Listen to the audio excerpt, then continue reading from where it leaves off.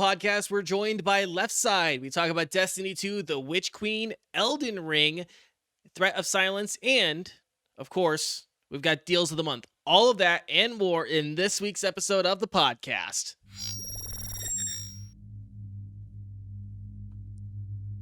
We don't get scat today? What the hell? Yeah.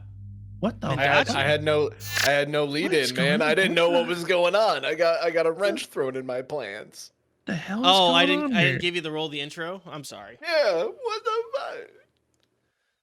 I'm sorry. Hello and welcome to Next to Nothing, a podcast for gamers on a budget. I'm your host, Danny K. With me, as always, the wonderful, the beautiful, the Mr. Green Elite. Green Elite, how are you doing today? I'm so sore, but I'm good. I'm fine. I'm here. Hi. Hello.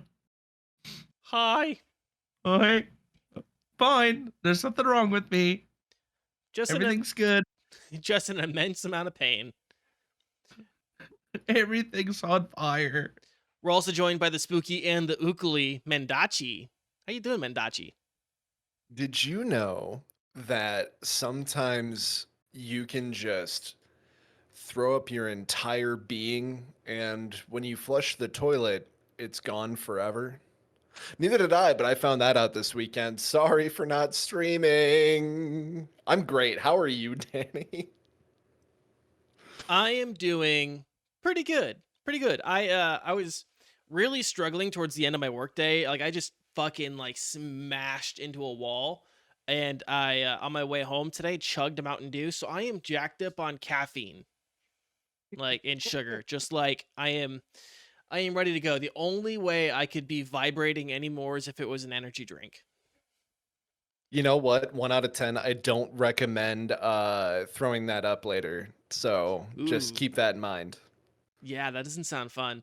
We're also joined by Leftsyde. Leftsyde, welcome back. Thank you. Good to be back.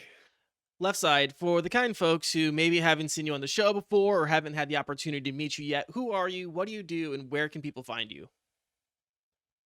I play copious amounts of Destiny 2, probably too much. Maybe logged about 120 hours the past 2 weeks and decided I needed a nap today instead of streaming. You can find me on Twitch at Leftsyde or on Instagram at D2CatDad. I have 3 cats, and they're the reason people watch my stream, and that's pretty much it, actually. So Drax, Iro, and Miles. And other than Destiny, I would stream a couple variety games here and there and do some art on stream and some 3D modeling and 3D printing, but mainly Destiny, and mainly have my cats on stream, and that's about it. See, when you're playing Destiny, I'm there for the cats. When you're playing Nintendo Ring Fit, I'm there for that rockin' body. Oh yeah, I do play Ring Fit on stream. And by play I mean suffer and cry. Oh, also it's the first day of March, so I can say this. Oh hi March. Oh, hi, Marsh. I did did not not hit her. I February. did not. So, You got to keep it hi, months, Marsh. man. real quick, God. for anyone who is listening on Spotify or any of the other podcast platforms, come join us live or watch us on YouTube because there's cats. There's cats. He's Um, So many sleeping. cats. Yes, there are so many cats. Anyways, guys, thanks for watching and listening to the show. If you miss any part of the show, you can find us on YouTube, Spotify, Apple Podcasts, Google Podcasts, and everywhere podcasts are found. If you want to join us live, you can do that on Twitch every Tuesday at 7 p.m. Central Time. If you guys want to be a part of the show, you can answer the question of the week. This week, guys, it's a very important question. It's a very, very important question. This week, we're asking, which Gen 9 starter are you picking? Pokemon, Nintendo announced a new Pokemon game. Game Freak announced a new Pokemon game. And we got to look at the starters. And so I just have to know, who are you picking? Leftsyde, who are you picking?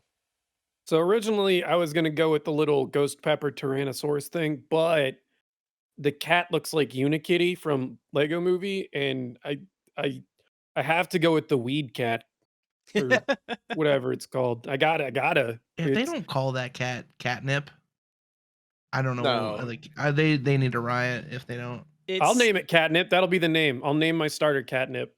So there we go. Its name is Sprigatito. The fire type is Fuecoco, and the water type is Quaxley. I mean, that's a dope name. It's hard to choose. They all have such good. I mean, Quaxley is a dope name. It's hilarious. Good. It's really funny looking, but I gotta go with the cat. Yeah, I gotta go with the grass starter. yeah. Green Elite. We're just gonna get Uh, you. We're just gonna get you out of the way because I know what's I'm gonna coming. pick. I'm gonna pick Charmander. Can I punch him yet? Can I fucking punch him yet? Honestly, though, I would probably go with Fuecoco. Wait, Coco. Because like if he is a ghost fire type, that's gonna be a violent combination. So Yeah. I would definitely have to. I would, and look at him, he's so cute. Uh, Everyone was like, "Oh, it's an apple. It's an apple.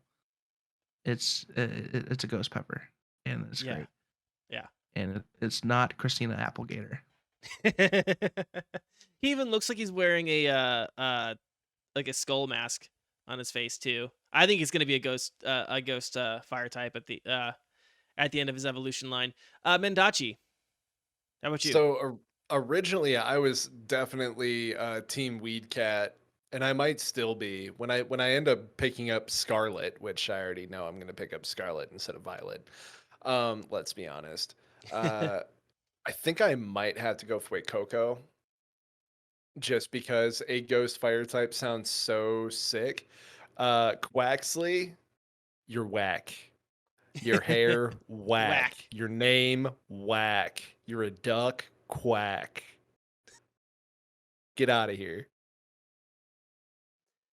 I usually tend to like the water types more. Just Same. usually. I'm not gonna lie though, this gen, not feeling it. Not feeling Quaxley. And it's very, very rare that I like the fire types, but Foy Coco, man, he just looks so adorable. He is Quaxley has like a Karen haircut, and I can't handle it. He's got a Trump haircut, dude. Look at him. Here I Which Got that that's pompadour. the same thing. I think Quaxley looks like he's gonna be like based on pirates. I'm actually thinking he's gonna be like a ghost dark type when he grows up. And but right now he just looks like a member of the JROTC who takes it way too seriously. I feel like he's got that really big haircut, and he looks like he's like mafia, and he's gonna have a cigar on his third evolution. He's gonna have like an accent, you know? Yeah, he's gonna evolve into having brass knuckles on his weird ass feathered hands. And he's gonna be like, "It's called Sir Quaxley to you, bish." You put respect on that name. Mm. So yeah, guys, go on ahead and let us know in the Twitch comments or in the YouTube comments which of these three starters you're going to pick or you would pick. And if you guys want to tweet at us, Greenly, how can they do that? You can tweet at us, of course, at next to nothing PC, and also on Facebook. You can comment on one of our distinguished posts with Next to Nothing podcast. Excellent.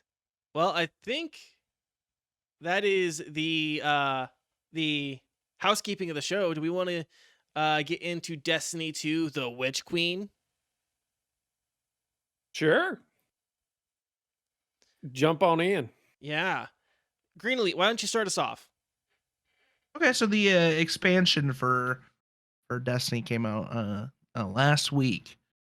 It is a full expansion. It's not like an actual seasonal pass thing deal. Which introduces a brand new campaign. They've made some big changes, especially to one certain subclass of the classes that you can pick from, which is the Void. That was one of the biggest changes that came along with this DLC. The campaign added a bunch of new story, as well as another season pass on top of that. So it's not just you play the campaign and you're done. You have more stuff to do after the campaign.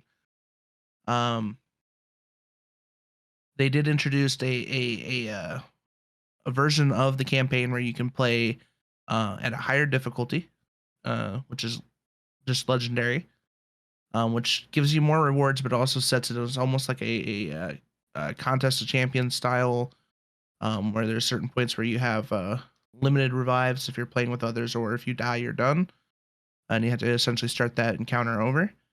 And then everything is also at like a power level cap where even if say your character is at 1500 light, and the mission is a 1420, you're at 1420, and the ads or the boss or anything that's in that campaign mission are going to be higher than you. So it's not like you can go in with a light advantage. They also introduced two new strikes along with the campaign, which is really nice. Haven't been seeing a lot of new strikes lately. Um, I don't really want to spoil the story, but it's really really good, really really good. So They also introduced weapon crafting too, which is a big thing. yeah, story wise, can you at least like give us the what's the word Are I'm you gonna looking make me for? a lore nerd right now? Not the lore, not like get super heavy into the lore, but at least give us the scenario that's happening. Okay, so last season before the DLC was essentially a introduction to what's going to happen. Where Savathun, the Witch Queen, one of the Taken gods, um, is essentially trapped by Mara, the Queen of the Awoken. And then at the end of that season, she escapes into the Nether. She's gone, and the DLC picks up right after that. One of the planets that disappeared when I believe Beyond Light came out suddenly reappeared, which is Mars. So Mars is now a technical landing spot that we can go to now. And along with that came Savathun and her new and interesting powers that we have to figure out how she got them, um, and stop her from her devious plans. So, um, and of course, if you've seen any of the trailers or have any idea, it's light based. So she's received the light as well as select hive, and is now using her own weapon against us, which is a pretty big deal. We have to figure out how and why she got the light and how we are going to stop her from continuing what she's doing. Excellent. I don't think that spoils anything. In fact, I am more intrigued about it than spoiled. Good job. Yes. Left side, anything in terms of the story that you want to add without The getting like seasonal story, if you are a Destiny fan, if you're not a Destiny fan, if you played Destiny 2 back when it first launched and you quit, the seasonal story is picking up. The writing team, the narrative team is hitting their stride. And this is the first time I'm not a story person. I skip every single cutscene I can in almost every game I've ever played. But other than Horizon Zero Dawn, loved it, and God of War, both great. But anyway, with Destiny, I'm not skipping any cutscenes anymore. I'm reading all the lore. It is finally to a point where it is an interesting narrative, and it is worth me logging in every week just to see if the story is updating, because it's getting to that point where, like I said, the writing team is just firing on all cylinders now. We have no more of this Destiny 1, I don't have time to explain why I don't have time to explain. And Oh, they killed it! They the killed it. dialogue is, I mean, other than some cringe dialogue from Savathun's ghost, but what would you expect from Amaru? Other than that, it is. And then with the raid coming up on Saturday and the implications of that, oh, there's so much good story wise. It is a good time to be a Destiny fan. yeah. Well, they're saying there's a lot of people who are saying this is the best DLC that's hit Destiny, Destiny 1 or Destiny 2. Best content they've ever released, in my opinion. Especially from a lore nerd perspective. If you're someone who say watches My Name Is Bife or Mylan, or any of the other Destiny lore people on YouTube, or if you yourself went through and you're reading all the lore books and you keep up with the story and stuff like that, this is going to rock your fucking world. When it comes to Bungie campaigns, I will put the Witch Queen campaign and subsequent story up there with Halo Reach. It is probably above most Halos, in my opinion. It is an exceptional piece of content, even if you just play it for the campaign. You don't play it for the MMO. The Legend campaign is actually brutal. The difficulty, I've soloed almost everything you can do in the game solo. I play on the hardest difficulty all the time, but it even challenged me at points.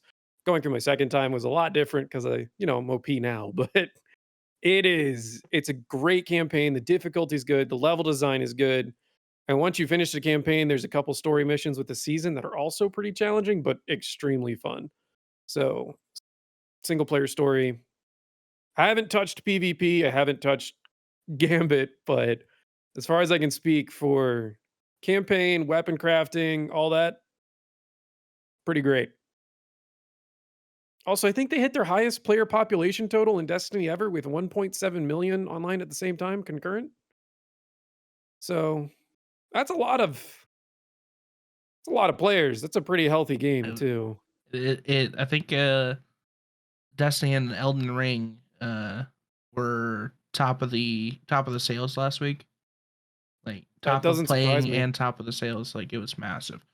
Yeah. Destiny 2 itself is free to play. This campaign, like to play the actual campaign for the DLC, you have to purchase the um either the base version of it, or you can also have the optional deluxe edition. And and The the free to play has a ton of options. You still get Mhm. old content that's free to play. And there's plenty to do as a free to play player if you just want to check it out and you don't want to fully commit. But the game has massively improved over the past, what would you say, Greenlee, like even year?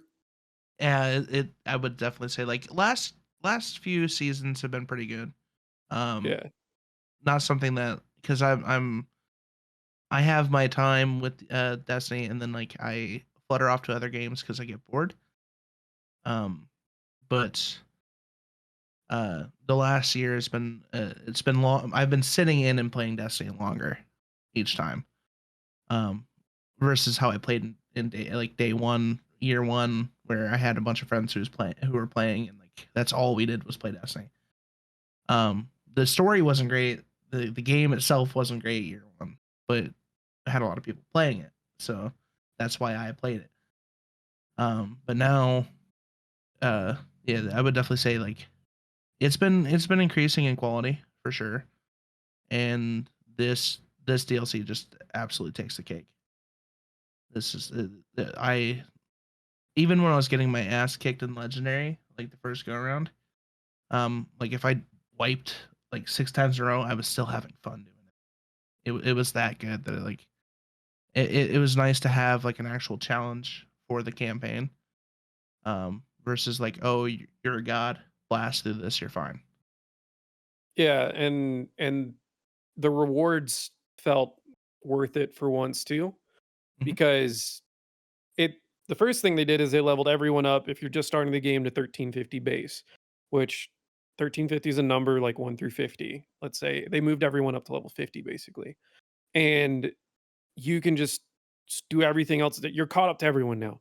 There is no catch up you have to do. You don't have to grind through 8 hours of killing the most basic enemy type just to be able to enjoy stuff. You can jump straight in. And just playing through the Legend campaign, I'm now raid ready for day one, which is unheard of. It in the olden days of Destiny, you had to freaking grind your brain out and you had to do 15-hour days, multiple days a week just to be ready for the raid. There was one raid they released, I think it was a day after launch or 3 days, and no one was ready. It was painful crown of sorrow. It was very sorrowful. Yeah, Um, but this one, they level you, the leveling feels a lot more optimized. The one thing they have touched on some of the pain points already that people have brought up, and they said Thursday, we're going to release a patch for it. We're going to be fixing a lot of this stuff next week on Tuesday with another big patch. So which is they're already crazy for Bungie because like usually their roadmap is like, hey, we know that this is broken. It's gonna take a few months to get it taken care of. and like I think that it's the 1-2 punch trait, the enhanced 1-2 punch trait that they disabled it, but they said they should have it fixed by the 10th. And suppressing glaive. There's a bunch of things that are causing Mm. problems because but you can only test so much with even if you have 100 people for quality control, which is a lot of people to have that. You hand that game to a million players and you have a dedicated player base that's trying to break the game at every turn, then they're going to find everything broken within 20 minutes. But they've been a lot better about patching stuff and updating weapons and nerfing weapons and separating the sandbox between PvE and PvP. There's always been a problem and they've never wanted to do. It's against their philosophy, but they're kind of changing their stance on that. I haven't heard too much positive about PvP, but it's the beginning of the season. Everything's OP. People are still figuring out what's good, what's bad, all the above. But I think I haven't touched PvP yet because I'm just too afraid of the void subclass changes, like especially with Titans. I bet yeah, they are absolutely running amok right now. hunters, I did do some momentum control, which is kind of a for fun mode in Destiny where you don't have shields. Everything charges a lot. You only get abilities when you get kills, and hunters are running around invisible everywhere all the time. So that was a little annoying, but when you mapped one of them and, got to show them you outplayed them with maybe an emote or, respect kneels, then that was always fun. So it still has some modes that are good, but PvP still needs some love. Other than that, if you have ever played Halo or Destiny and you enjoyed either, log in, do some of the free stuff, see if you like it. It's finally at a good place where I can recommend it, and not just because I play it with friends. Because for the longest time, I only played Destiny, like Mr. Green Elite said, even up until about 7 months ago, because I had other people that played it. And if that community was gone, there's no way I'd be playing this game because it had so many problems. But now it's something I enjoy. It's something I want to go back to. I enjoy farming for weapons. I enjoy crafting weapons. I enjoy helping people with activities and just enjoying the game. Completely different. And Destiny is best when played with a community or group Oh, of friends. absolutely, Solo absolutely. can be When you have rough, like a but bunch of people together, it's just so much fun. it is an MMO. Oh, I would definitely say so the base of the Witch Queen is $40, and then the deluxe edition is 80. So it's double that. But the deluxe edition comes with like the next 3 seasons, and also a new dungeon as Two well. new dungeons and then there's one reprised raid from D1 coming back. So like if you want that extra content, you'd have to go for the deluxe. I would definitely recommend that this is at least worth the base $40 for the base camp DLC campaign. Campaign and then all the activities and the patrols that come with it. There's a ton to do. A Yeah. ton of secrets to find, and I believe it comes with the raid too. And I can't speak to that yet, but it looks really spooky. I'm excited. So I do have one question, and then I think we might need to move on just for time's sake. Okay. Um, right. So you're mentioning the cost, the base being $40, the deluxe being $80.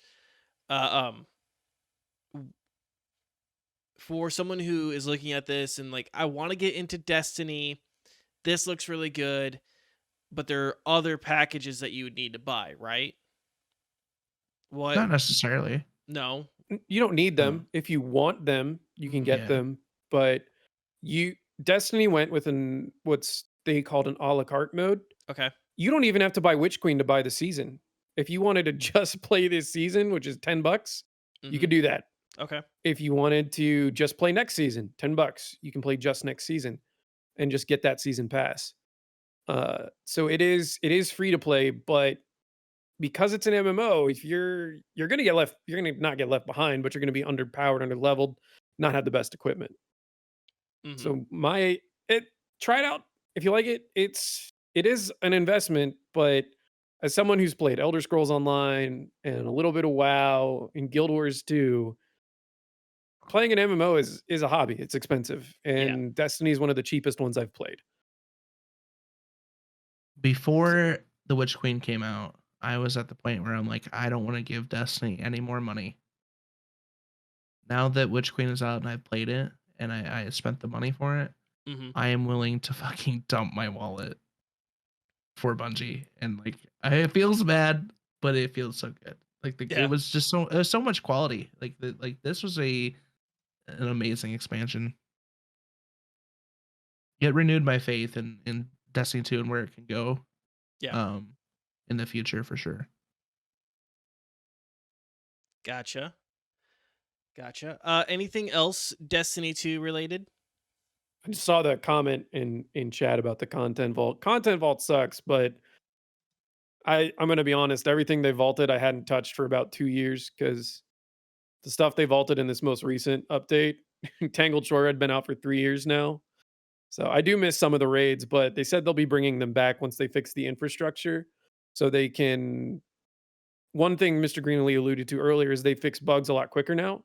Beyond Light was kind of Destiny 3 ish when it came to updating the infrastructure of the game and how they can push patches and how quickly Mhm. they can update things. So I think once we see some more updates to infrastructure, some of that vaulted content will come back. And the Vox Obscura mission, which I don't know if Mr. Green Elite does, alludes to some of that coming back. So just a heads up. That's all out there. And the content vault sucks, but I also don't want it to be the size of Warzone. So Excellent. I think they were saying that the game engine can't even really handle like all old the consoles. content. Yeah. No. Like if they can't do an engine update until like they know for sure that like all the old consoles are not gonna like there's not gonna be a lot of people left behind on the old consoles. Yeah. So Excellent. Well, from one of the biggest releases of the year to probably the biggest release of the decade, let's talk Elden Ring. Mendacii, is Elden Er, Ring worth the hype? Well, what I know is that I'm tarnished, and that I am undead again, and that I must go and collect the things and kill the things. And I will gladly do that. I'm going to talk about this game in a rather unorthodox way. It's not going to be like the other reviews that I've done in the past. And instead, I'm going to try and help you decide whether or not it's for you. How am I going to do that, you ask? I'm glad that you didn't ask, and I'm going to tell you instead. It's roundtable question time. All right, rapid fire. All three of you. Did Elden Ring excite you in any way? And if so, why? Yes, no. because of the potential for that kind of shared world co-op experience Mm-hmm. where And it's because I don't do single player. right. So Okay. Okay. And Green, you said no, and why is No. that? I've never been into a Soulsborne game.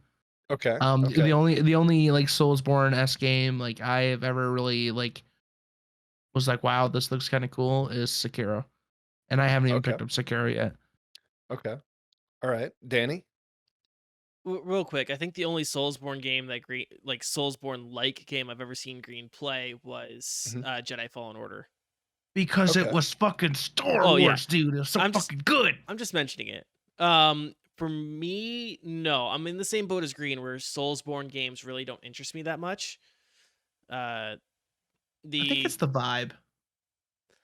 yeah, Like uh, the dark, like everything's all I can tell you from me, distorted, creepy. I can tell you for me, it's the gameplay. Okay. I'm not a big fan of the I'm dodge and slash. Okay. I've never been a fan of Souls games, but this is the first one where they said we're updating quality of life, so it's not going to feel as janky. Mm-hmm. And so I was like, I'll buy it, and if I don't like it in 2 hours, I have only played 5 minutes, but um, watching other people play it as well, I said, Mm-hmm. cool. It interests me because it doesn't look as unresponsive as other Souls games have. Yeah. Right. Right. Yeah. So that also kind of answers my follow-up question as to whether any of you have played any From Software games before. So left though, had you played any other From Software games before?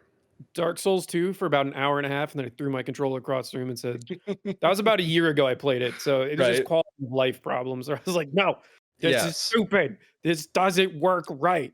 And I was Mm-hmm. done. Okay. Yeah. So I can kind of put those together there. So, for one thing, one of the biggest problems that I think a lot of people had is that with Dark Souls, a lot of people want to play with their friends. In Elden Ring, you play for maybe 20 minutes and they're like, here's your fucking item to go and bring your friends into this world. And how long can they be in this world with you? For fucking ever. So typically, what would happen is you could summon your friend, you could hang out, and then you'd kill a boss, and then they'd get sent back, and then you could immediately summon them back outside that room and continue on through the entire game, and then you could go and join their game. So, probably the most interesting thing about this is you still have that aspect, and you can have multiple friends hang out with you and play this game together. One of the other things that they've actually pulled in is the ability to play solo but with NPCs consistently. So in other Souls games, you would have to find what was called a sign, like a white sign from a white soapstone, put in by an NPC character. And then you could summon them, typically outside of a boss room, and they'd help you with a boss. But the difficulty of that boss would be markedly higher. In this, you have what are called ghosts, and there's weak ghosts and stronger ghosts, and you can just have them hang out with you until until they die, more or less. Some of them have timers, and you can even level them up. So if you are a solo player, but you don't necessarily want to try and tackle everything head on, you can actually use that function, which is pretty cool and also new to these Souls games. Having that item to play multiplayer super early on is also really nice. Um, my next question is if you have tried these games before, what made you bounce off of them? Let's start with Left. Like I said before, I'm a multiplayer person. Mm-hmm. And I just, if I'm going to do something either super challenging, super complicated, or super tough, I'd rather do it with friends. And when we fail, we can laugh together and meme together than just sit there Mm-hmm. in my own frustration and Right. Yeah. so. And the other thing that turned me off of Dark Souls, like I said earlier, it just felt because I played them later. I didn't play them when they came out. They just felt Mm-hmm. janky. They didn't really age well to me Mm-hmm. unless I downloaded mods and updates, and I'm not really a mod kind of guy. So Right. Yeah. No, I feel that. I feel that. Green, what about you? Obviously, like you played Jedi Fallen Order, which, yeah, that is a Souls like. It Did you is beat that? amazing though. Oh, absolutely. I beat the shit out of that game. I love that Okay. game. I played that game so hard. It's just Mm-hmm. I think the reason why I went with like a Jedi Fallen Order versus like any Soulsborne actual Soulsborne game is because like it was more colorful. Of course, you know, you're wielding a fucking light stick that is any color you want it to be. Mm-hmm. But like everything didn't feel super dingy or grotesque. Like I think that's the Mm-hmm. issue I've had with like Soulsborne is like I don't mind the combat. Mm-hmm. But like if I'm gonna play a solo like a solo single player game, I don't want it to look so dark and dingy. Like I just it's visually upsetting to me. Mm-hmm. Which is weird. Like it doesn't look fun. Right. Which I mean, if I played it, I'm sure I'd be like, oh, this is all right, or oh, this is difficult. I'm gonna try to beat the shit out of this game. But like, I can't even make that first step because I can't. It's just too. Ugh. It's like the Mm-hmm. Tim Burton of video games. Oh, Like right, right. I Yeah, am, like the and aesthetic, it just rubs you wrong, and therefore you don't have any. I Uh, hate Tim Burton films right. Yeah. because So everything's like all you. dark and dingy and weird for the sake of being weird and scary and dark, and it's Mm-hmm. not my cup of tea. Right. Yeah. So like without the aesthetic there, you find yourself having more and more difficulty in actually trying to persevere through your experience because the world around you is just meh. Yeah, well, that's the thing. I haven't even done the experience because it's like I'm already turned off by the fact that it doesn't look good. Yes. Yeah. I understand that for sure. And Danny. Like what do I not care about them? Well, like what if you have tried them before, what made you Oh, bounce off? I haven't, and a big reason why I haven't tried them is because I've watched Mhm. people play, and I like there's a certain amount of like the people who I've watched play, they don't seem like they're having fun. Okay. Okay. And I don't know. I feel like also there's something about like the Soulsborne community that is a little off-putting as well that just has made me not Mm. want to try it as well. But Oh, you mean the Get Good Boys? uh-huh. Yeah. Yeah, Yeah. get good people suck. They also make it really mean they make me want to not even if I play it, it's going to be off stream because I don't want them showing up in stream being like, I can't believe you're playing the cheapest whatever and blah blah blah. Yeah. Right. Well, Yeah. well, I also see a lot of issue with like, and this is just like a streamer problem, but like backseat gamers are Mhm. rampant in Soulsborne games.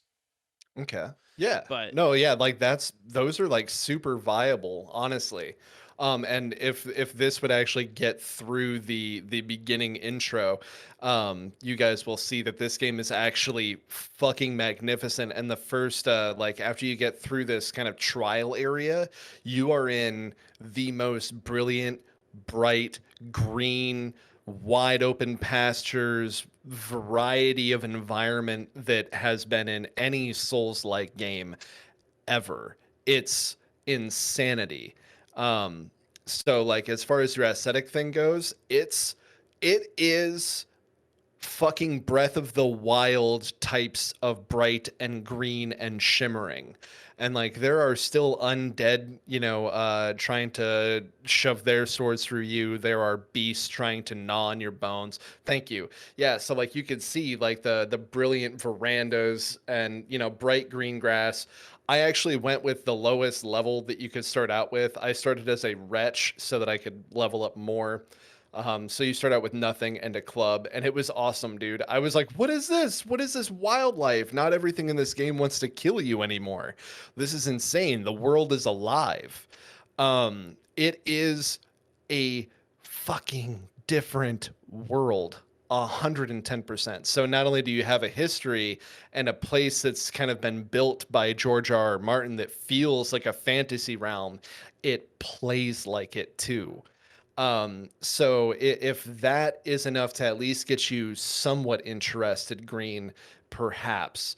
Now, as far as the community goes, yes, the Get Good Boys are always going to be around. The biggest thing that you can do is fucking ignore them. If you want to play it on stream, then absolutely, like, you're probably not going to run into them. But if you do, it's one of those things where it's like, yo, man, I've never played much of a Souls like, so you can go ahead and fuck off.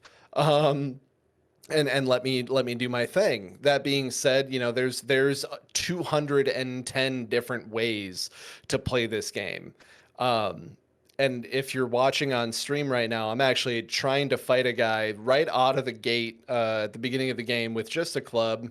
And you're not supposed to come and fight this guy for a very long time, which I find out abruptly at the other side of his axe.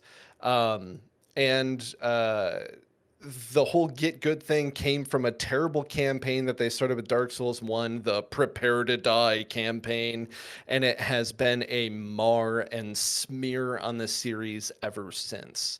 Um, but if you feel like, like you're just like these people are going to, if you're too worried about these people ruining your experience, which I completely understand, honestly, give it a shot offline. So moving on to my next question then. Do you like open world games? What do you like about them if you do? And what do you dislike or hate about them, starting with left? I love open world games. Breath of the Wild and Skyrim are two of my all-time favorites, but What I love about them is that if I want to go fight the hardest fucking boss in the game with just a stick, I can go do that. Oh Like, yeah. let me. I don't mind a challenge. I like good old, give me the old dick twist. You know what I mean? Mm-hmm. But I just, like I said with the other Dark Souls games, it was just that they're old. They're older than the games I enjoyed playing, and for me, gameplay, open world is great. But if your combat loop sucks, Mm-hmm. I'm not touching it. I don't give a rip how beautiful your story is and how great your game is. If it doesn't feel good to shoot the gun or swing the sword, Mm-hmm. it's gonna get 2 hours, then I'm gonna ditch it and never touch it again. Oh, for sure, dude. Yeah, like if this is a combat-based game and your combat sucks, guess what I'm not gonna fucking do? I'm not gonna play your game. Yeah. I completely agree. What about you, Green? I do like open world games. I would say a good portion of the games that I've played or currently playing are technically open world games. Mm-hmm. If I'm not playing shooters, um, I mean, I just like that they're, I mean, in all sense of purpose, open. Mm, Like, you go do what you want. You're not like being pushed down a essentially a story driven tunnel every moment. right. Um, I don't know if I really dislike anything out of them. Yeah. I mean, I Uh, guess if the game sucks, like, right. then I mean that's a different story. That's more of a I hate the title, not the concept of open world. Mm-hmm. Okay. What about you, Danny? Love open world games. Okay. Prefer them over linear storytelling, uh, or linear level design, I should say. But yeah, Absolutely. no, I love open world Yeah. games. So like something that the previous Dark Souls games did is that they were mostly, linear. Like, hey, you're gonna fight this boss in this location. After you do that, it's gonna open the way to the next location, yada yada yada. And you're gonna find bonfires along the way, and then you can teleport between them. But one of the biggest things that was always crazy is that you could end up walking from one side of the map to the next. Dark Souls 3 was a lot of zones. Like you get through that first section, you get to your major Firelink shrine. Now you can teleport into the Dark Souls 3 the game, and now you have to play through, a chunk, and then you get taken by NPCs to the next chunk, so on and so forth. And then you get to play through that. Elden Ring is like, all right, welcome, you're a tarnished, poopy, gubby, gub gub person, and go unfuck everything. Yeah, everyone's immortal. You're immortal now. Go make them not that way. And what you saw perhaps on stream was that my character rested at like a little golden light, which is called a site of grace. Now, if you've played Ghost of Tsushima, or if you've been playing, say, something like Horizon, um, you'll know that like a lot of games are kind of going to a much more open-handed approach at trying to show you where you can go. If you see from a site of grace, there will be a light golden line that just kind of projects in a general direction. They're like, hey man, you could go this direction if you want to progress in the main story. Otherwise, go wherever the hell you please. The only thing that's going to stop you in going to any certain direction is if you smack something and you realize you're doing like almost no damage. It's like the game telling you, like, hey man, if you want to be here, it's gonna be frustrating. It's gonna be hard. If you don't want that, go somewhere else, kill some other stuff, level up, come back and beat the snot out of this guy. That's what's really interesting about this. Where the previous Dark Souls games, including Bloodborne, including Sekiro, which is like, one large map, but you progress in a linear fashion with some backtracking. This is literally like a, hey man, you go where the wind takes you. And what experience you want to have is the one that you curate for yourself. So this, in my opinion, is both the easiest and hardest Dark Souls like game that has come out, because you're able to curate your own kind of fantasy adventure. you're going to go and you're going to experience a completely different playthrough from anybody else. Which, Left, if you're doing this with your friends, when your friends join you, you guys are going to have a completely different playthrough than when you say jump into your friend's game and you join them for their adventure, because they're going to make decisions and go in different directions and experience things in a different fashion at different times than you. And there are unique things that happen at unique locations at unique times. This game is as open and large, I believe, right now, as I haven't seen a complete map. It seems like it's going for Skyrim sized map, except you're looking at a lot more things to do, because where Skyrim has these mines and, like, oh, you went into a cave and it went really deep and now you got to beat these gross looking dudes and these disgusting bugs. It's a unique boss in either a mini dungeon or a full size dungeon with sometimes unique enemies with a unique drop.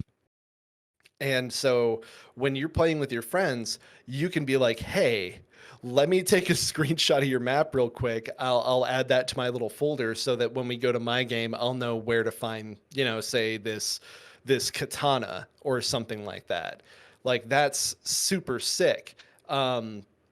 With some of the other things that they have changed as far as combat, this is the most in-depth combat system that has ever been in a Soulsborne game. They learned everything from their previous installments. They put it together. They added some of the tech and flash and panache of Sekiro, and they threw it into Elden Ring.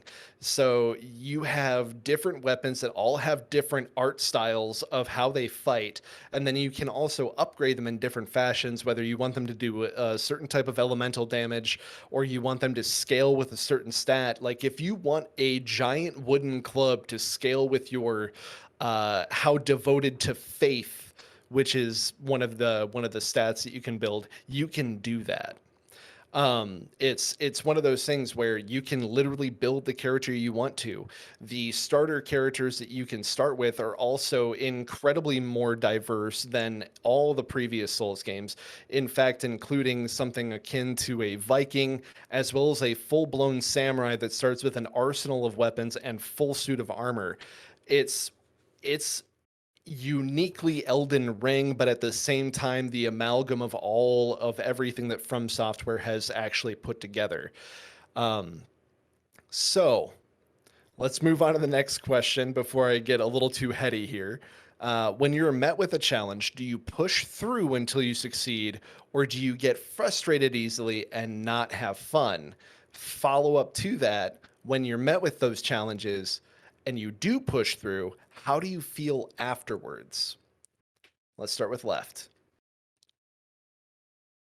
So in Destiny, there are these dungeons that are meant for 3 people, but are able to be soloed. And then there's the challenge of doing them solo without dying. Mm-hmm. Um, I live for those challenges. I live for, like, if I really get into Elden Ring, I saw someone playing Dark Souls with a Ring Fit controller. Mm-hmm. Um, no cap, that's kind of the dumb challenge. I enjoy really really dumb challenges Right. and making them as fun as possible, because when you're having fun, failing those challenges isn't that big of a deal, because now you're just memeing. Now you're just enjoying yourself. But then when you actually accomplish that while memeing, then it's one of the best feelings ever. I don't like to take challenges too seriously, because then I get very frustrated very quickly. So Mm-hmm. I have to take challenges a different way than other people do, because I'll throw something. That's why I have a punching bag back there, so I go punch Oh it. yeah, You yeah, yeah, know, yeah. but You gotta. so with Elden Ring, that's why I'm so interested in playing with friends, because we could come up with really dumb challenges together. Like, let's fight this thing this way or that way, Mm-hmm. or see if we can beat it in this really dumb, obscure manner. And then challenges to me are just enjoyable all the time. Right. Yeah. And like in that, the game can and its experience can live on for years afterwards, because you're like, yeah, I've beaten Elden Ring, but have I done it like this? And so, like, you just add longevity to it. All right. Green, how about yourself? I play Charkov. Yeah, that's frustrating as hell. That's a challenge. Yeah, So I mean, yeah, I like challenges. right on. Okay. So And so like how do you like when you say like you go in and you end up losing your ass and then like how do you deal with that? well, I mean, it really just comes down to the game. Like Hmm. Tarkov, you shouldn't be going in expecting to live. I think Right. that's the biggest thing. That the stuff that you take into that raid is not yours until you leave that raid. Right, right. It's like you're So borrowing it. It's on credit. yeah, it's a gamble. So I guess Hmm. I think that aspect of the game is fun for me. So it really just as long as I'm having fun while playing something that's challenging, Hmm. that's really all that matters. Oh, absolutely. Yeah.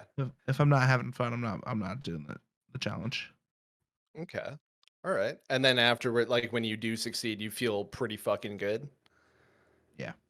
Okay. Awesome. And then Danny, how about yourself? I cheese it. You cheese it. I Like cheese it. if you start to kind of like be met with frustration, you're just like, how can I do this an easy way? Oh yeah, I find an exploit. Okay. Um, Oh yeah. there's I think there's always a way to exploit or cheese something. Mm-hmm. Um, and so that's the way I usually go. You know, because why meet something fairly and with skill when you can just exploit the fuck out of it? Mm-hmm. Right.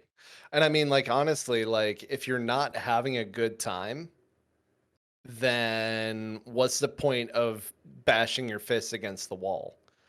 Right. I totally understand that. So biggest thing here is that again, kind of like what I had said before, there's a lot of that kind of removed because they have removed how you have to play this game. You don't have to play this game any certain way because they've opened the floodgates to creativity to the players and also allowing that to then be amplified to the heavens with allowing your friends to also come in, or if you're a solo player or you just don't want to play online because you don't want to get invaded by other players who will then just cheese you, you can, and as far as exploiting goes, you could say summon these ghosts to take all of the heat off of you while you use poisoned daggers or spells from afar, or you throw or you shoot a bow at the enemy. Like you can play any sort of fantasy class that you can dream up right now in Elden Ring and play any way that you want. It's really a beautiful thing because it's so much different than its predecessors in the best ways. So like I guess like in a way, I guess what I want to say is you don't necessarily have to cheese it because it's allowing you to play that way. You don't have to find an exploit. It's just a facet of the game. And then as far as like the frustrations go, it's one of those things where you can take so much out of that by being like, you know what, man, this place fucking sucks. I'm gonna go see what's on, say the south side of this ruins. And then you just disappear for 3 hours and you come back and you're decked the fuck out and you start turning everyone into Swiss cheese. So it's definitely a different gameplay experience in general. So what I guess I'd like to close up on Elden Ring with is my own kind of personal experience in the short time that I've had with it. I find this game magical in literally every way, and it feels markedly better than Dark Souls 3, a game which, two of my good friends in chat have been saying, it was probably the hardest game that I had played at the time. I'm still at the last boss in Sekiro, in the true ending of Sekiro, because that is a headache and a half, and I just ran out of patience, and then I got rusty, and then I am also at what is known as the uh, Orphan of Cause in Bloodborne, and I haven't gone back in years. Both things are at the tail end of the game in both of those. But back in 2020 or 2021, during my layoff, I got really into Dark Souls 3. And I decided I'm going to play this game how I always wanted to play it, and I'm going to beat it.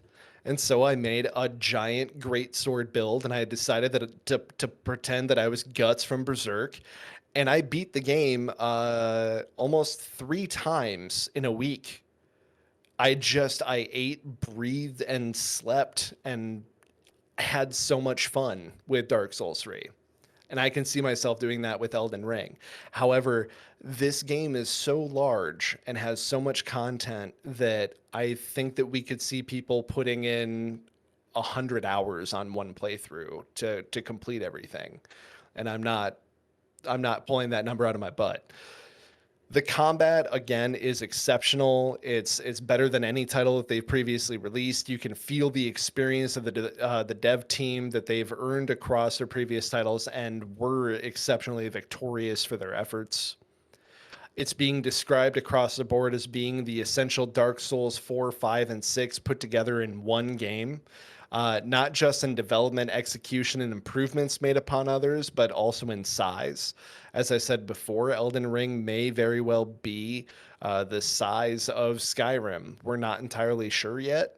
And where Skyrim kind of had these kind of randomized areas, Elden Ring has, we put this specific thing here, this specific boss here, so on and so forth. There are so many hidden gems laying out in so many different areas of this game. And on top of that, yeah, mounts. You have a mount. You can call it whenever you want to. There's mounted combat. You can travel at great speeds. You can have horse battles. It's sick. It's just really, really great. Elden Ring has all of these mini dungeons that you can go into, and they're just like these beautiful little tantalizing treats. You go in, you mess with some enemies. Maybe you have to like try the enemies a couple times, like I did in a certain dungeon, and maybe you get cheesed by a trap, and then you're like, well, I guess I'll be smarter next time. And then your overall reward is a great boss battle with an exceptional reward. Every time. None of them are like, oh, that reward sucks. I want nothing to do with that. If anything, you're like, that's just not part of my build. But I'll know that it's here for when I do another playthrough, or if I have a friend that is playing that build, I can tell them where to find this. Yeah, man, there's crafting of consumables. There's interesting NPCs as always. There's the painful traps, the terrible foes, castles to breach, beasts to slay, dragons to run away from and cry in a mine, and trolls to run into. And it feels so good. My definitive answer is that if you like Dark Souls, if you like the Dark Souls trilogy, if you like Demon Souls, you played the remake maybe, if you like Bloodborne, Sekiro, or takes on the Soulsborne formula, such as, our Star Wars fan over there, Mr. Green, I recommend this game. At least give it a look-see. And if you don't, I mean, I'll be playing this for a very long time, so you could just, you can come hang out with me if you want. As far as minimum requirements for Elden Ring on the PC, you're looking at a Windows 10 operating system, at least a processor Intel Core i5-8400 or AMD Ryzen 3 3300. You need 12 gigs of RAM, NVIDIA GeForce GTX 1060 with dedicated 3 gigabytes, or AMD Radeon RX 580 with 4 gigabytes. This uses DirectX 12, and it takes 60 gigs of available space. Any further questions at all on Elden Ring for now? I I think don't you're think so. pretty comprehensive. Yeah, I'm pretty Solid. sure you covered everything. They were very detailed. I Yes. try to be. I leave no stone unturned. Left side, anything from you? No, the only thing that I will mention is trying to play it on PC. Me and a couple friends have had problems with the PC port, and I know Mhm. they're eventually going to patch it. But for such There a is big stuttering. release, that is very, very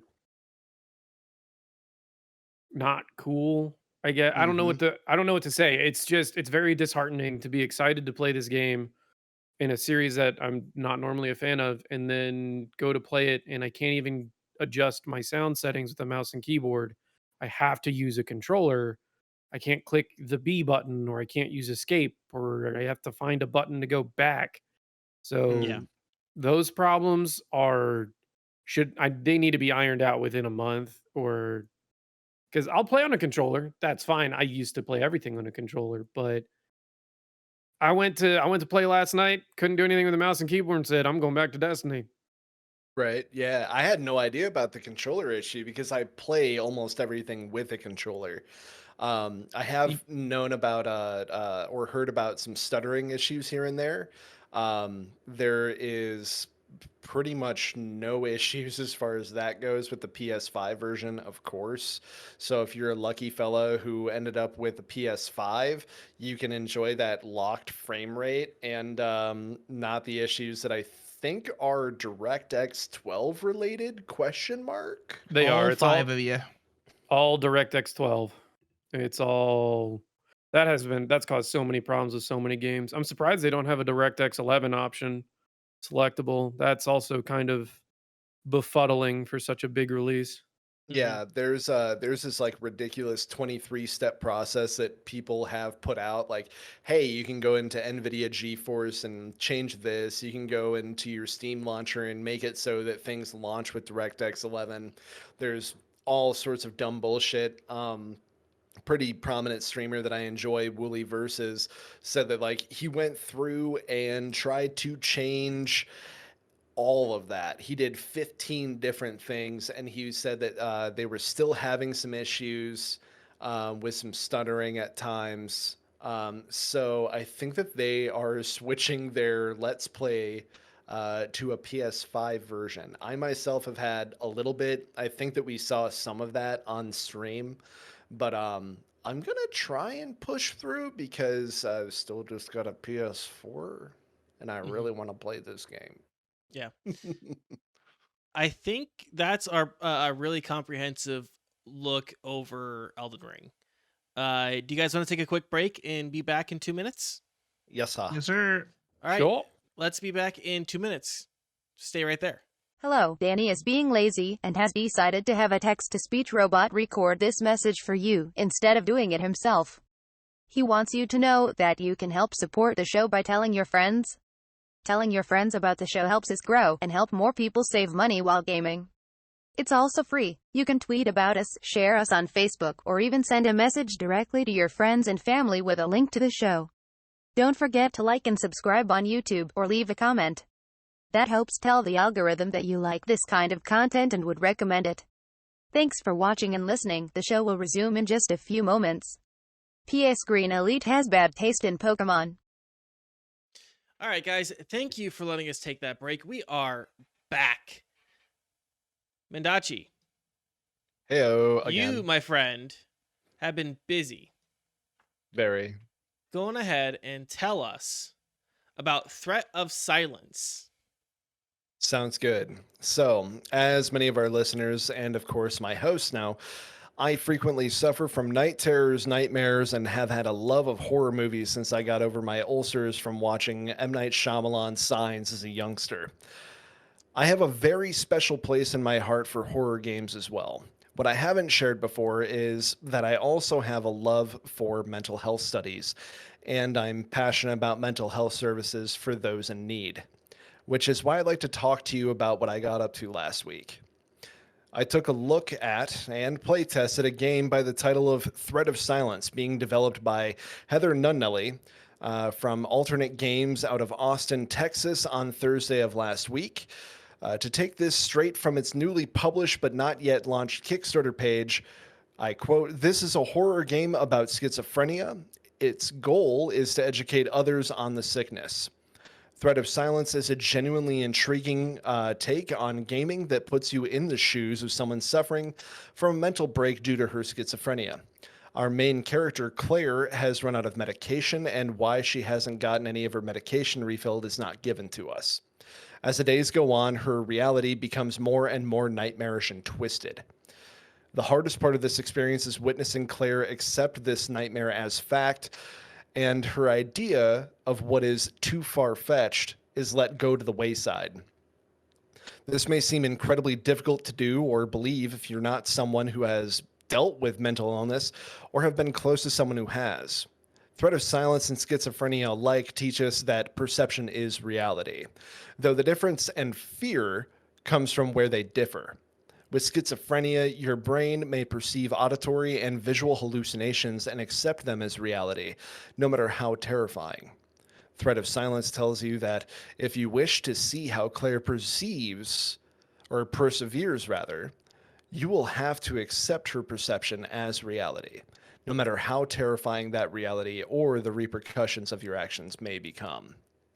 Oftentimes, someone in need goes without medication for one reason or another, and they ease into a new mindset, one that is just as easy to believe and accept as any other perception of reality. Thread of Silence does this with exceptional finesse. It doesn't do this with highbrow, deep hidden truths or smacking you in the face with the answer and question simultaneously while screaming, "Do you get it?" Instead, it tells you plainly in the words of the developer in the teaser they released. I quote, "What is it like having schizophrenia? When I was a kid, I learned about schizophrenia. I always feared having it. However, as I grew, I realized my chances of getting it were less and less. But when I reached the age of 28, things changed." End quote. Thread of Silence is based on a lived experience. The gameplay itself is simple for now. We investigate Claire's living space, see the current goings-on in her life, and try to track where things started getting out of hand. We check her diary, her phone, her delicious leftovers, and super rad game collection, and we go to work. Though almost immediately, we're met with our first helper, a mysterious and unexplained transient named Morrigan, who seems out of place in Claire's relatively clean living space and seeks only to help us get through our workday. But every day she seems to help us more and more. As days go by, we get warnings from the television. More transients appear in our living space. Protection and security by way of muscles, tumors, veins, and CCTV cameras emerge from our apartment walls, and we continue to go to work. Everything may be ending soon, but we have help. We are prepared, and we will be saved. Until then, we really need to pay the rent. At this point, the demo piece that has been put together for testing amps up to 11. Claire is on the verge of accepting that the end is coming, and I mean the biblical end times. Demons walking the earth, the righteous ascending to heaven, the damned being tortured for eternity, and so on, is just around the corner. Granted, Claire believes herself safe after all the new precautions that have been put in place and the messages we have received have been followed. That is, until it becomes too dangerous to even go to work, and the only thing we can do is wait for the ever-near apocalypse. One night it dawns on Claire that in all this chaos, she has to save her sister who has no idea that the end is so close. If Claire doesn't, she'll be damned to oblivion, and even though Claire's relationship with her is strained, she has to be the better sibling and reach out with the olive branch. The transients help us again, and we get to a safe hotel room where we can contact our sister, who doesn't seem to want to respond to us or hear our cry that she is in grave danger. It's only when we answer the hotel room door for the authorities that reality starts to trickle back in. During this short test, I was able to place myself in the mind of Claire. A terrifying place to find yourself, to be honest. At the climax of this very real and believable mental break, you as a player ask yourself what it could be that Claire is doing, and or what is exactly that she believes that she must do. You hope that someone somewhere will stop her and ask her if she's okay, or see that she's clearly in need of help and get her to a place where that can start. But no one does, and instead the developer floats the ever present question over to you. If you must know how this unfolds, you'll have to push yourself through Claire's reality until the definitive end. To watch Claire's reality slip away from her inch by inch until it is miles away and no longer within sight is enough to make you question how many out there are suffering like her. Why are they suffering? What could have helped Claire in this situation? I sadly don't have any answers to any of these questions, but I believe that is part of the aim of Thread of Silence and its developer, Heather Nunelli. To not only bring you an interesting nightmarish game that induces cold sweats, but gets you thinking about mental health, about your loved ones, learning about schizophrenia, a mental illness that even 50 years ago was used as a simple catch-all term for mental illness without being wholly understood. This is a horror reality game through and through. And honestly, I cannot wait to get my hands on the final copy of it. I'll be following its progress the entire way through. Any questions? I don't think so. No, I think you covered it pretty well. How horror are we talking? Like, is it something I could not play? I don't believe at least through the portion that I played tested, there weren't any jump scares or anything like that. It's more this space that we see on stream right now just kind of eases its way into becoming a hellscape, but you just kind of go through your normal day to day. Almost like essentially like a slow burn. Oh yes, yeah, yeah, and it's just like one of those things where I think that the giant draw and thing that Thread of Silence does so well is that every day Claire wakes up and she just accepts everything around her as normal. You know, there's shadow people hanging out in your apartment. You're getting messages from the television that tell you the end is coming. You have literal tumor-like eyes jutting out of the walls, and you can look at them, but she doesn't say anything about them, and you can't interact with them. It's honestly like, no, you gotta, in order to wake up from the nightmare, you just have to go through the nightmare, man. And that's where it just really shines. Right on. I think you've answered all of my thoughts and questions on it. Sick. Awesome. Yeah, there's not currently a release date, as I believe that this is an alpha build. I was sent a press kit to check this out by the developer. This was not a sponsored stream at all. I just reached out to see if they wanted me to playtest their project, to which they agreed. We had conversations over email, and I checked it out. And man, I was floored. So I'm definitely going to be backing their Kickstarter. If you want to take a look, if you're interested at all, the entire Let's Play of that demo is on my VODs, and the Kickstarter for Thread of Silence will be retweeted on my Twitter over at only Mendacii. Excellent. Leftsyde, did you have any thoughts, opinions you wanted to get out there? Not really. It just seems like an interesting game. I really appreciate games that raise awareness for mental health issues. I'll definitely check it out, and if I don't play it myself, I'll be watching a playthrough. Excellent. Guys, it's the first of the month. Y'all know what that means, right? Yeah. Time You for used to have, some. like, I I was know. gonna say you used to have a sick intro where it was like an Deals of the eagle month. and then like flames and No, that was- and then deal them. Oh, that was Green's Tech Corner. That was Green's Damn. Tech Corner. Green's Tech Corner had like the eagles and explosions and stuff like that. No, I'm so sad. let's I talk. missed that. We Bring should that back. record one. Yeah, we'll workshop that later. But guys, Yes. deals of the month for March 2022, starting with Twitch.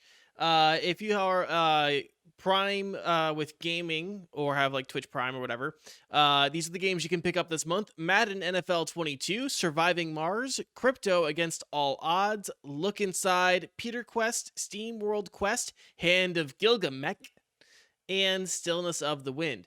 There are Amazon Luna also had its full release today. I'm actually looking into trying that out, and I'll see. But I think there's also some games that come with Amazon Luna this month as well. If you Ooh. guys are With interested in different checking price that out. tiers too, which is Yeah, really nice. Like it's not like just like, oh, you're only paying $15. I think it's like a $5.99 all the way up to $12.99, I believe, or $17.99, something like that. yeah.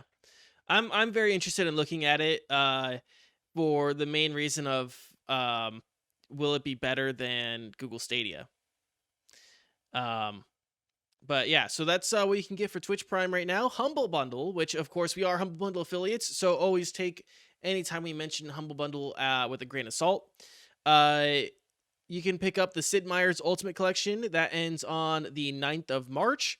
You can also pick up the Overwhelmingly Positive Bundle that ends on the 11th of March. The VR Discovery Bundle also ends on the 11th. And right now, you can also get the Tales franchise for up to 85% off. That ends this coming Sunday. The Sid Meier one is like massive too. It's like Civ 3 through Civ 6, and then like a Dude, whole bunch of all get the it. other ones. Civ Yep. is Yeah, those are I love the Civ games. I I think think I it's have over 1,000 hours between 5 and 6. the bundle is, I think, like the lowest is like to get everything is like $15, and like there's a bunch of DLC like added stuff for Civ 6, and then you also get 5, 3 through 6, and then like Sid Meier's colonization.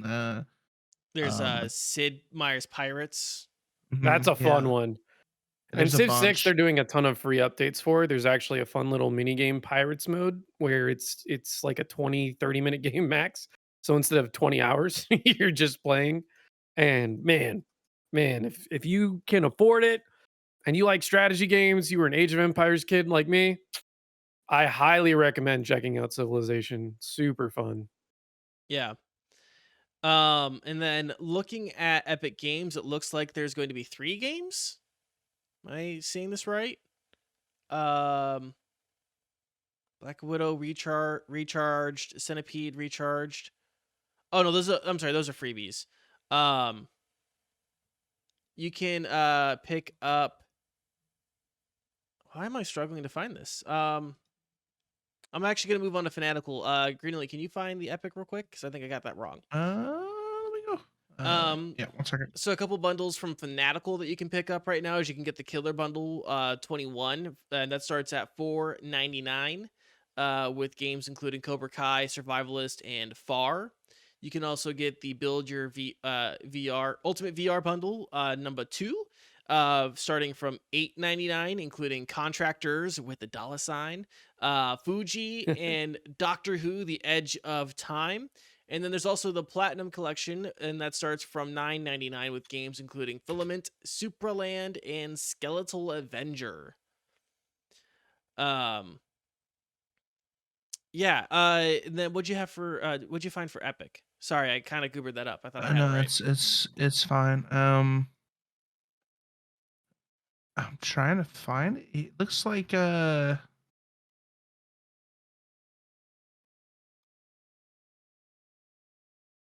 it's Chris Tales until March 3rd. Okay. And then Black Widow recharged and Centipede recharged Mm-hmm. after that. So those are technically, I believe, two separate games, but they're like in the same genre, I guess. Okay. It almost gives off like a, Pokemon Red, Pokemon Blue vibe. Okay. So they're both Zag games too. Okay. What is coming up on Grant? Are you doing Sony? No, I'm doing Game Pass. Game Pass. What's coming up on Game I'm Pass? I'm the Microsoft boy now. I don't know. It's been so long. It's been over 28 days since we've done this. Yeah.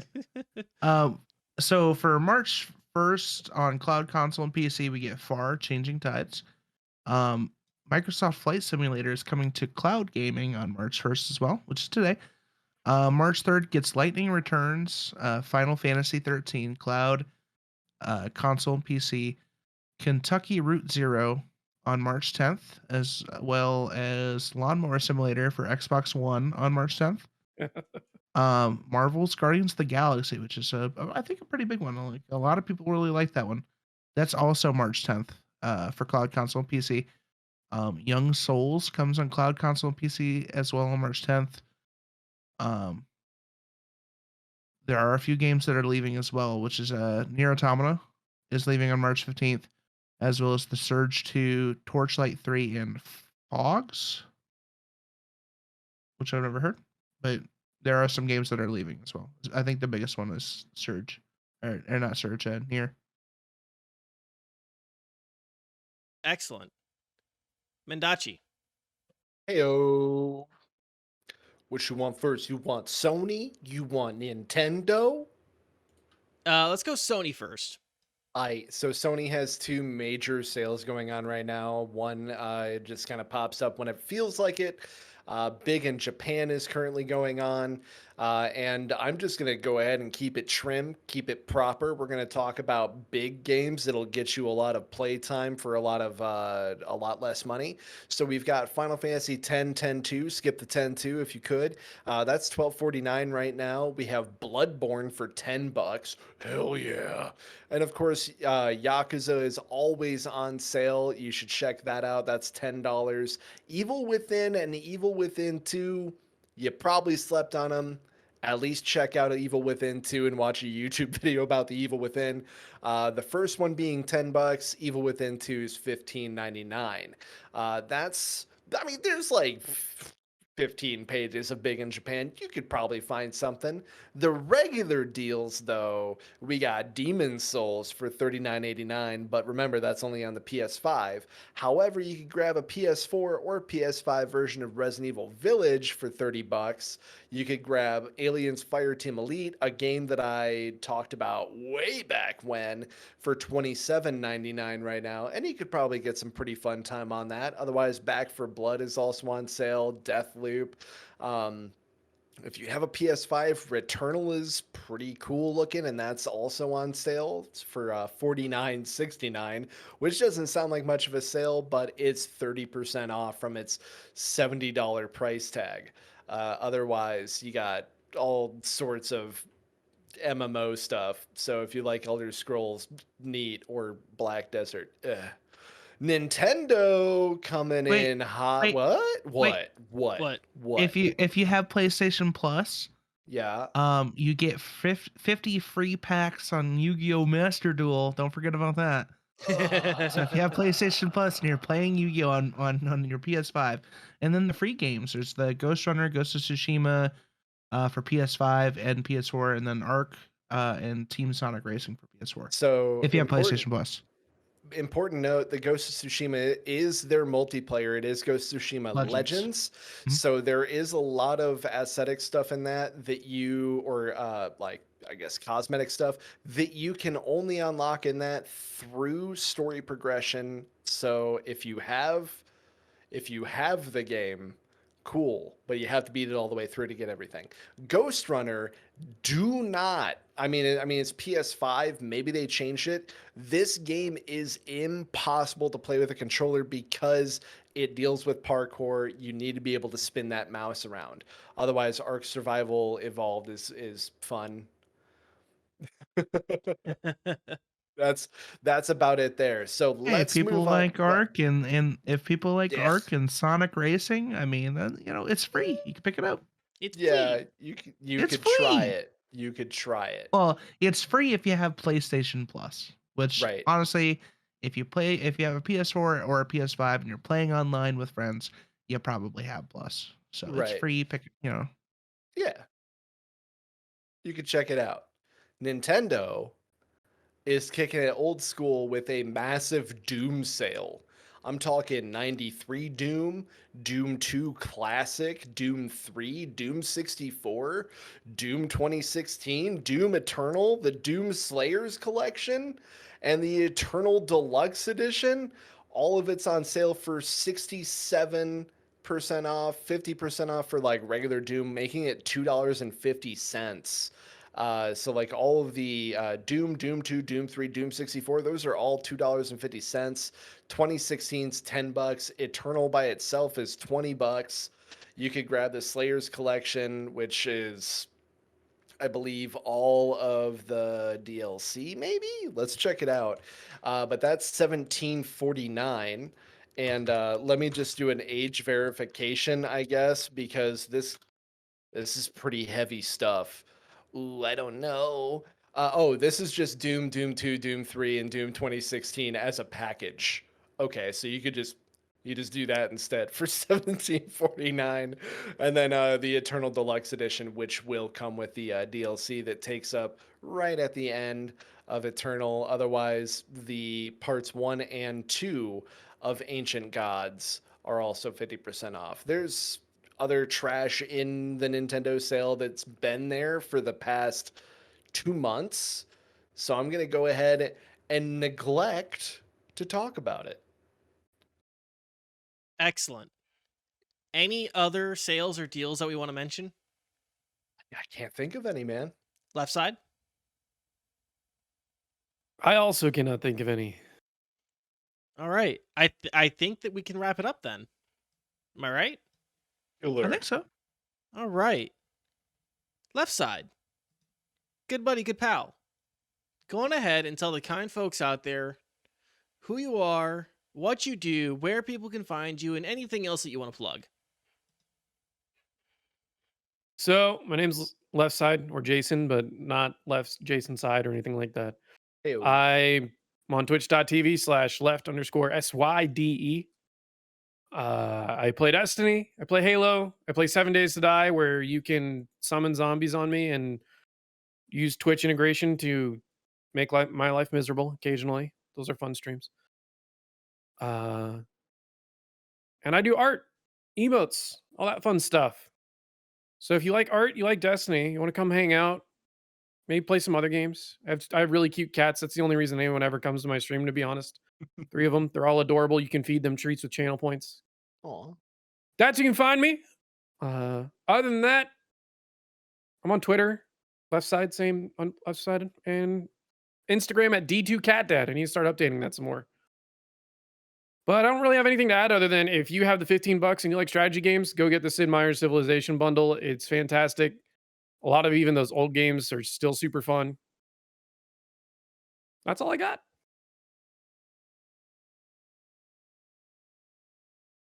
Green Elite. What's coming up on your channel? I'm probably gonna be playing more Destiny. And probably more Destiny for the foreseeable future. I'm gonna try to squeeze some Hunt Showdown in there because I still love Hunt Showdown. Hunt Showdown's amazing. It's a great game. But yeah, you can catch me on twitch.tv/Mr. Green Elite. And also on Instagram, Facebook, Twitter, all the fancy things. All Mr. Green Elite except for Instagram. It's TTV. Excellent. TTV. Mendacii. Hey-o. So let's see here. Thursday at about 5:30 p.m., give or take. I got to help a friend with something, but I will be checking out another indie game. We're going to be playtesting a little game called Smoothcade. So more information on that later in the week. And probably all the way up until we go live. Otherwise, Friday from 1:30 to 5:30, we're just all in on Elden Ring, baby. And then Saturday from 9 a.m. to 1 p.m., it's Elden Ring. And then from 10 p.m. to 3 a.m., it's not Elden Ring. It's actually Monster Hunter with friends. Blah, blah, blah. So yeah, we're gonna do a lot of killing. I'm gonna stab a lot of stuff, and I'm gonna just carve pieces off of very large things and make better weapons all week long. And that's over at twitch.tv/Mendacii. And if you want to keep up with all the other wonderful indie games and devs that I've been running into, or just catch highlights from the podcast, anything like that, on Twitter, it's at @onlymendacii. Excellent. Coming up on my channel, probably some Hunt Showdown. And Sundays, we've really been enjoying doing some Yu-Gi-Oh! Master Duel. So come join us Sunday around noon for that. Yes, join in on Danny K's stream so you can watch him tentatively stroke his mustache. My mustache. Mustache, yeah. Yeah, that's the big thing. And then you guys can follow me on Twitter at Danny K, DANIECAE. I post highlights of my streams there. I fuck around with other people on Twitter and make snarky comments about PC building companies that don't know how to manage their own PR. If you guys As want to, well as horrible dad jokes. as well as Do horrible, not forget the horrible dad jokes. Hey, I Yeah. like some horrible dad jokes. I'm gonna check that Twitter out. So yeah, guys, that's gonna wrap up the show this week. Thanks for watching and listening. Your time with us is always appreciated. Of course, we're not just interested in your time and attention. We do want to hear from you guys. So go on ahead and answer the question of the week this week, which is, which Gen 9 starter are you picking? You guys can let us know in the comments on YouTube. You can also let us know on Spotify and on Twitter. Green, hit him with that Twitter again. At Next Nothing PC. Yeah. And then anything else that you guys want to mention in the comments, did we get something wrong? Did you feel like we didn't do something right? Do you guys agree with us? Any of that stuff, let us know. We'd love to hear about it. If you guys missed any part of the show or want to take us on the go, you guys can find us on YouTube, Spotify, Apple Podcasts, Google Podcasts, and everywhere podcasts are found. If you want to catch us live, you can do that every Tuesday at twitch.tv/DannyK at 7 p.m. Central Time. If you guys like what we do, drop a like and subscribe. And of course, ring that bell. That really does help us out a ton. But if you guys want to help us out like to the max, be top tier supporters, tell a friend. It's free. Really, it is. If you guys share and retweet, it helps us out a ton. Guys, until next week, stay safe, stay healthy, keep fighting the good fights, and keep on going on. I was going to make a Ukraine comment there, so I'm just going to say fuck Putin. I think we can all agree with that. Yeah, fuck him. Fuck Putin. He deserved all his black belts taken away. Fuck him. Guys, we'll see you later. Bye. Stay Love you. face.